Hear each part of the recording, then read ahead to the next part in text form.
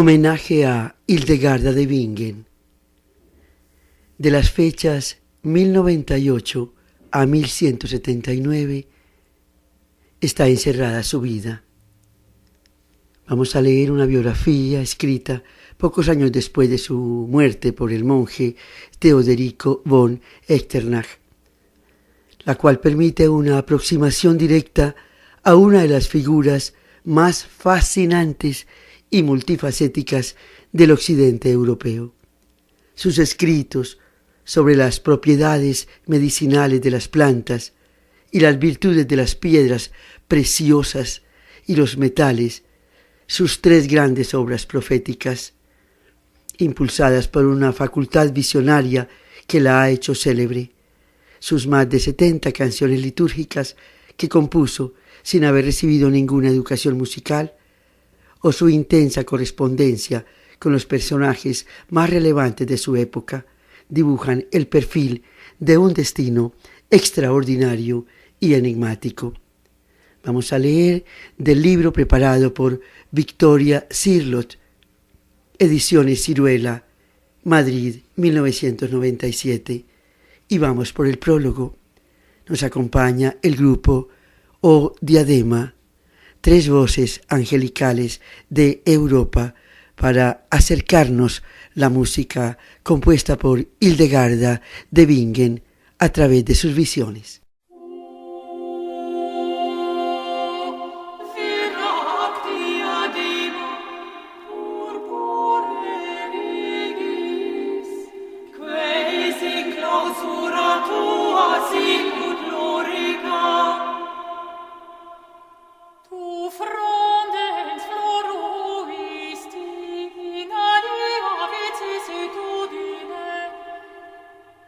Quam Adam omne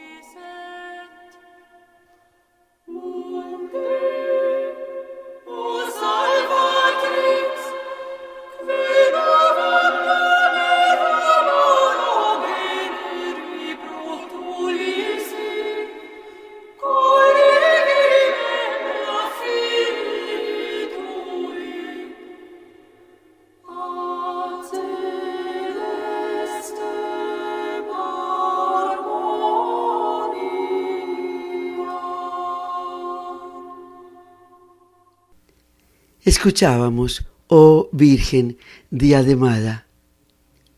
Hildegarda y las monjas usaban diademas, coronas y piedras preciosas y se vestían a la usanza de las vírgenes ofrendadas para cantar estos cantos recibidos en visión por ella.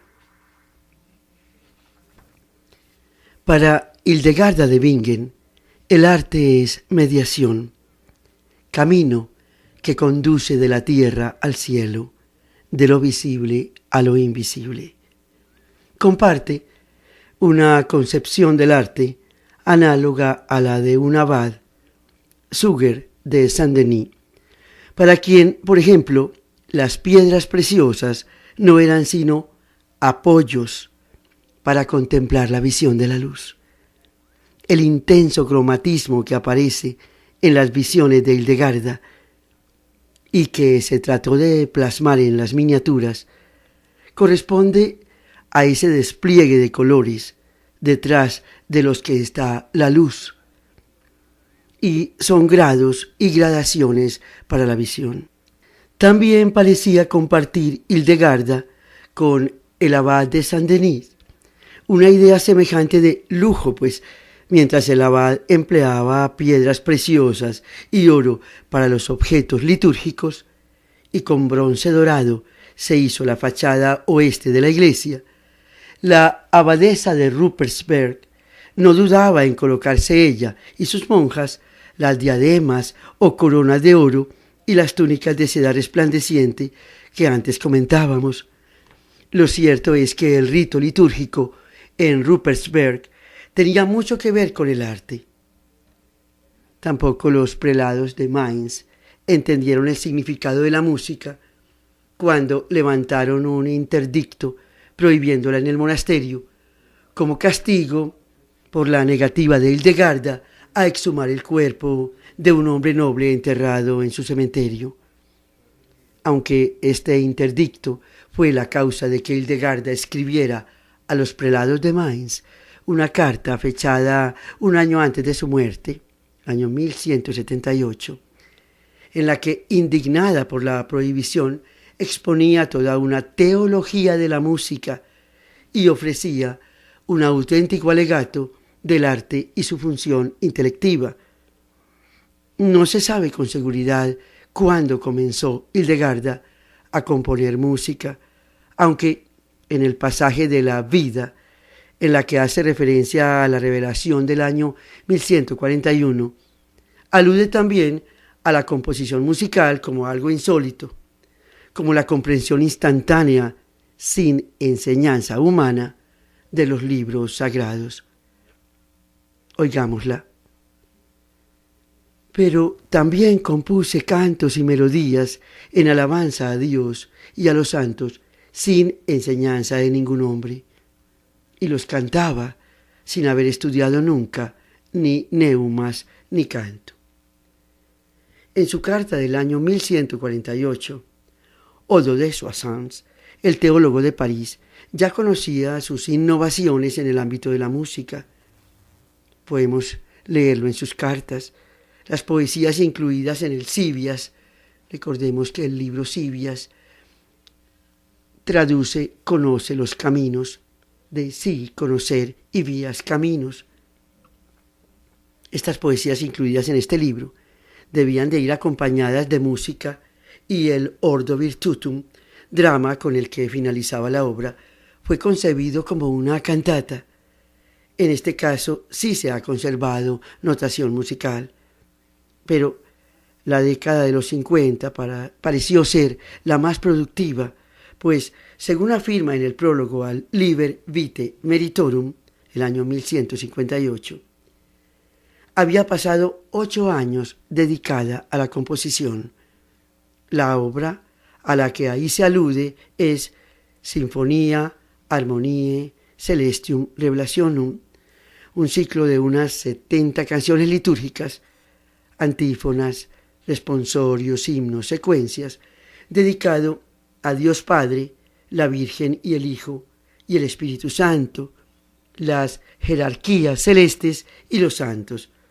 Como ya indica el mismo título, se trata de música revelada. Recordemos que la palabra sinfonía está en la forma como Hildegarda la tituló, no es la sinfonía actual. Música revelada, cumpliéndose también aquí la metáfora hindú, según la cual, escuchemos, artista es quien ha visitado el cielo. De hecho, la última visión del Civias, tal y como ha indicado Barbara Newman, es en realidad una audición.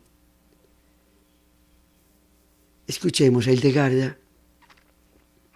Entonces vi un aire resplandeciente de luz en el que oí, por encima de todas las imágenes evocadas, todo tipo de músicas maravillosas, alabanzas por los gozos de los cielos, cantadas por los que perseveran con valor en la vía de la verdad, lamentos de los condenados, aspirando a esos mismos gozos, exhortaciones de las virtudes, exhortándose a salvar a los pueblos contra los que se alzan las estratagemas del demonio.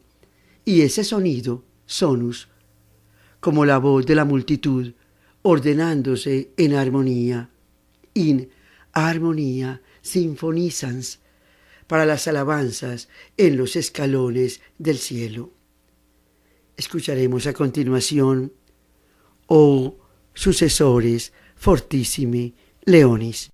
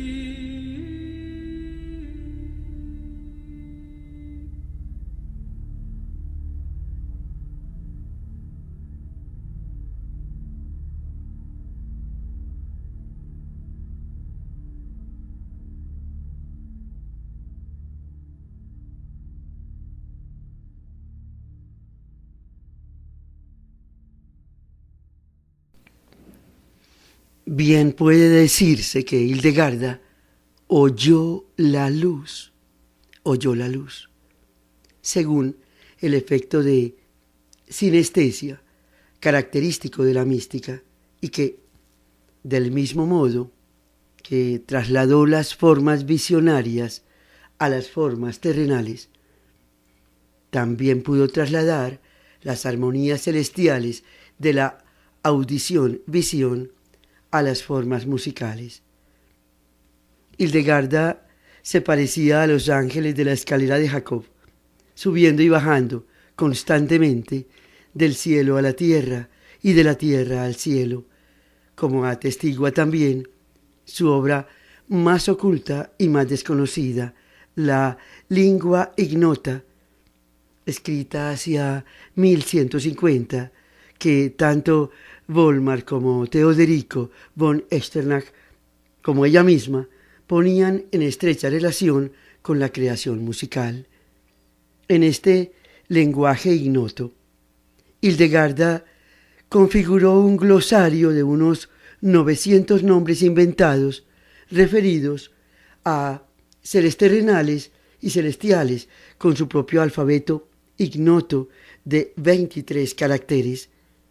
Es muy posible que una obra semejante buscara la reconstrucción del lenguaje original perdido, aquel que utilizaba Adán para hablar con Dios antes de ser expulsado del paraíso. Esta es la explicación que ofrece a los prelados de Mainz cuando en su carta Hildegarda despliega toda una teología de la música, diciendo cosas asombrosas. Escuchémosla. Si nos disponemos con atención, recordaremos cómo el hombre buscó la voz del Espíritu viviente que Adán perdió por desobediencia.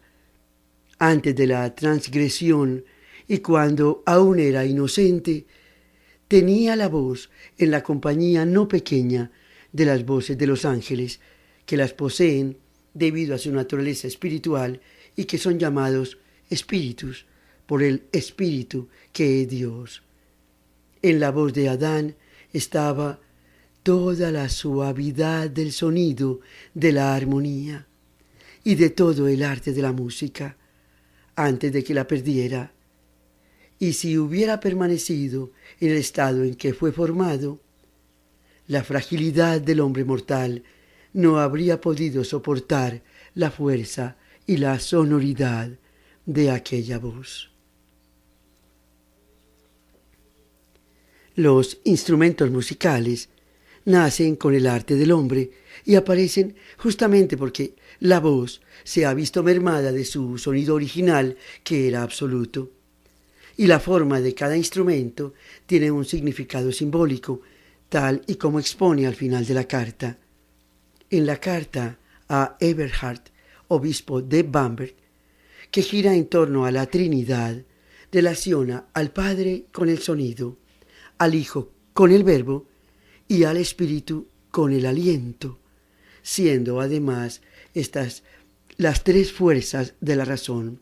En una canción a la Virgen le dice: tu vientre recibió gozo, cuando de ti resonó toda la sinfonía celeste, pues Virgen llevaste al Hijo de Dios, por lo que tu castidad resplandeció en Dios. El 17 de septiembre del año 1179, Hildegarda de Bingen murió, acompañada de sus monjas en Ruppersberg. También debió de estar presente Guibert de Gembloux y Teoderico, el biógrafo, de quien leeremos unos apartes a continuación. Teoderico habla de que signos celestes acompañaron su muerte. Ella había hecho una predicción de esos signos.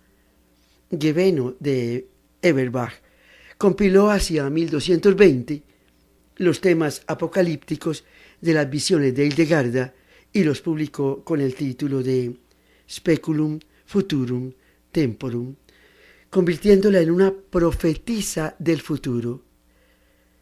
Tritemius de Sponheim, los años 1462 a 1516 encierran su vida, la introdujo en el catálogo de hombres ilustres y en los escritores eclesiásticos. Cuando a Goethe le enseñaron en su viaje por el Rin, en el monasterio de Eibengen, el manuscrito miniado del Civias, el actualmente desaparecido W, anotó en su cuaderno de viaje, de un modo algo lacónico, que le había parecido notable. Una auténtica revaloración de la figura de Hildegarda de Bingen tuvo lugar con el redescubrimiento y la edición del Liber Divinorum Operum por parte del arzobispo de Lucca en el año de 1761. Los estudios de carácter científico se iniciaron en el seno de la orden benedictina con Ildefonso Herwegen y Maura Böckler, quienes desde 1928 promovieron su renacimiento. El interés no ha cesado hasta el día de hoy, como se manifiesta en la aparición constante de estudios, en las ediciones críticas de su obra, en el Corpus Christianorum o en la publicación de un importante volumen que reúne los últimos trabajos para conmemorar el 900 aniversario de su nacimiento. En 1998 se cumplieron 900 años del nacimiento de Hildegarda de Bingen en el año 1098 y aún en su inmensa extrañeza y su misterio, su voz suena potente entre nosotros. Aquí finaliza el prólogo, escrito por Victoria Sirlot para su libro de investigaciones sobre Hildegarda de Bingen en Barcelona en octubre del año de 1997. Vamos a escuchar a continuación Spiritui Sancto y Cum Vox Sanguinis, interpretados por el grupo O Diadema.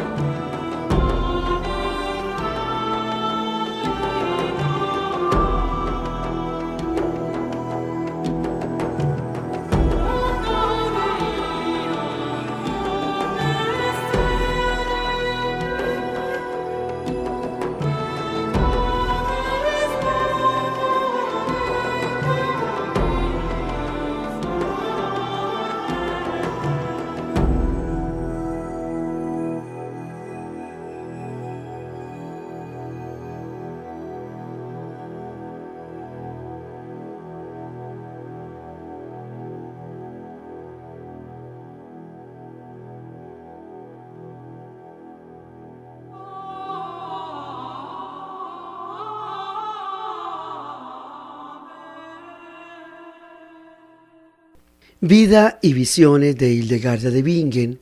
Comienza el prólogo a la vida de Santa Hildegarda Virgen. A los venerables abades Ludwig y Gottfried saluda Teoderico, humilde siervo de entre los siervos de Dios, con oraciones devotas. Recibí el precepto por parte de vuestra autoridad de poner en orden la vida de Santa Hildegarda Virgen, amada de Dios, que Gottfried, hombre de claro ingenio, había comenzado con brillante estilo, aunque no pudiera terminarla, y redactar en la forma de una única obra las visiones y hechos que habían sido introducidos en distintos libros, como si se tratara de un solo ramo de olorosas flores. Me pareció que esto superaba mis fuerzas y además me avergonzaba sentarme como árbitro a juzgar la obra de otro. Pero en medio de estas dudas e inquietudes se me ocurrió que el amor proporciona las fuerzas que la ignorancia deniega y que es mejor hacer el ridículo con pudor ante los hombres que sufrir el peligro de la desobediencia. Por ello mismo, resultaba claro que el libro del ya citado varón tenía que ocupar el primer puesto y que en nada podía sufrir menoscabo su disposición. A este se añadió el segundo libro, que contiene el admirable texto de las visiones de la Santa Virgen, y tercero, acerca de los milagros que milagrosamente Dios se dignó a obrar a través de ella. Todo esto ha sido distribuido, dividido y ordenado por nosotros. Así no disminuye la gloria del escritor precedente y la memoria de los que leen será incitada a la verdadera sabiduría, a la visión celeste y a la divina virtud. Pues, ¿qué hombre bueno no se sentiría incitado con gran deseo a una vida eterna y al anhelo de vivir con santidad, justicia y piedad al ver resplandecer la gema preclara, adornada de todas las virtudes, de la virginidad, paciencia y sabiduría? Por ello nos entregamos a la obra de que las encendidas luces de Cristo no permanezcan en lo oculto, sino que luzcan en el candelabro para que sean imitadas como ejemplo resplandeciente en la vida, las palabras y las obras por todos los que se encuentran en la casa de Dios. Y así, si por temeridad el obediente ha cometido algún error, la caridad de su Señor lo perdone y lo adjudique todo a su celo, pues tan gravemente han querido cargarnos a nosotros, hombres frágiles, con esta difícil tarea. Para que la cualidad de esta obra brille más clara, he escrito esta epístola y el índice de los siguientes capítulos, de modo que el lector conozca mejor a dónde debe llegar. Aquí termina el prólogo. Y comienza el libro primero de la vida de Santa Hildegarda, Virgen amada de Dios, pero antes la música interpretada por el grupo O Diadema, O Pulcre Facies.